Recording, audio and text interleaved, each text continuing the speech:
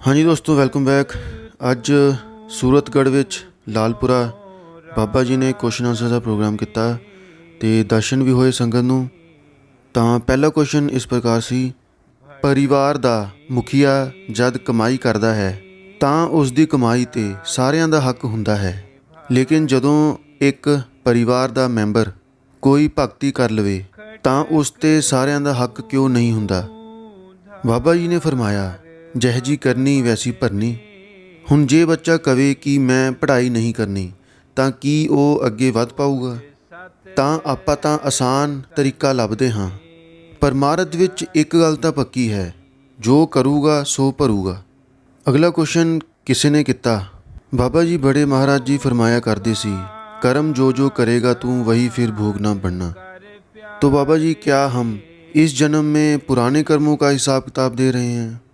बाबा जी ने फरमाया, ये जरूरी नहीं हैगा, इस जन्म का भी हिसाब किताब हो सकता है। हुण सब कुछ मालिक दे हत्थ विच है। जिहो जिहा बीज बोवांगे उहो जी ही फसल मिलूगी।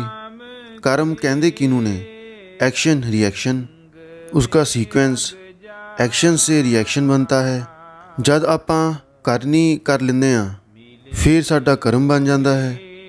अगला किसी ने क्वेश्चन किया कि बाबा जी ध्यान नहीं आउंदा।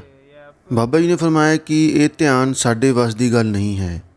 असीं चलदे पानी विच अपनी शक्ल नहीं देख सकते। सिमरन करांगे फिर साडे मन विच स्थिरता आऊगी, फिर यह टिकूगा। ते जद स्थिरता मन विच आऊगी फिर अपने आप ध्यान भी आना शुरू हो जाऊगा।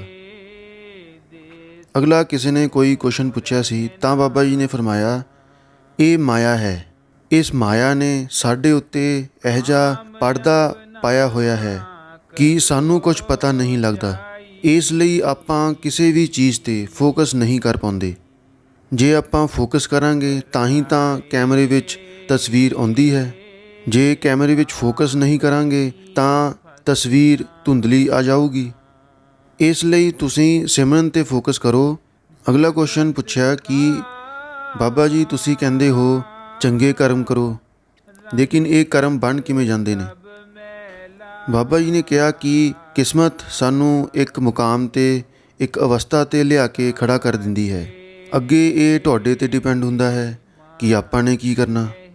फिर अगला किसी ने क्वेश्चन ध्यान उत्ते पूछा कि ध्यान नहीं लगता। बाबा जी ने फरमाया, बेटा साडा मन प्रभावित हो जाता है। परमारथ विच जदों आपां आउंदे हां तां सानू ये एहसास हुंदा है कि साडा मकसद की है। जिंदगी दी किताब एक कोरी किताब है। जो आपां ने लिखिया वा वो उसे किताब विचों निकलूगा। हुण जदों तक आपां उहनूं मिटावांगे नहीं जो आपां ने लिखिया वा, जद तक जदों भी किताब खोलांगे वो साडे सामने आउंदा रहूगा। अगला क्वेश्चन, बाबा जी सानू किवें पता लगे कि आपां सही रस्ते उत्ते चल रहे हाँ। बाबा जी ने फरमाया कि हुण ये तां सारिआं नूं पता है कि सही आ कि गलत। किसी नूं भी दुख ना दवो, किसी नूं भी नीचा ना दिखावो। अपनी करनी ठीक करके चलो। जे आपां सारी उम्र दूजिआं दी गल्लां सुनांगे तां अपना सारा कुछ गवा के बैठ जावांगे। अगला क्वेश्चन, बाबा जी मेरा परिवार सत्संगी परिवार है। वो कहता है कि आप बाबा जी का सत्संग सुनते हो तो आप गुरुद्वारे नहीं जा सकते, आप कहीं नहीं जा सकते। बाबा जी ने कहा, बेटा आपने कभी मेरे मुंह से सुना है कि कहीं नहीं जाना। हम जिस भी धर्म से जुड़े हैं हमने उसको गहराई से निभाना है। अब बच्चा स्कूल जाए और कुछ पढ़े ना तो क्या कुछ सीख पाएगा।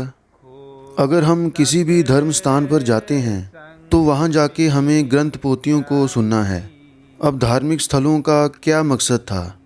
वहाँ पर संतों महात्माओं ने बैठकर हम जैसों को समझाया था और उपदेश दिया था, इसलिए धार्मिक स्थान बने हैं। अगला क्वेश्चन एक बहन ने किया कि मेरा बेटा चाहता है कि वो आपका बॉडीगार्ड बने। बाबा जी ने इस पर फनी वे में आंसर दिया कि मेरे को किससे डर है, मेरे को तो सिर्फ बीबियों से डर लगता है। फिर बाबा जी ने उसी बीबी जी को समझाया कि मंदिर का मतलब क्या है, मन के अंदर। गुरुद्वारे का मतलब गुरु का द्वारा। फिर बाबा जी ने बाणी में से उसको उदाहरण दिया, हर मंदिर ए शरीर है, ज्ञान रतन प्रगट होए, कि हरि का सच्चा मंदिर ये इंसान का शरीर है। अगला क्वेश्चन किसी ने किया कि बाबा जी मेरा ध्यान बहुत भटकता है।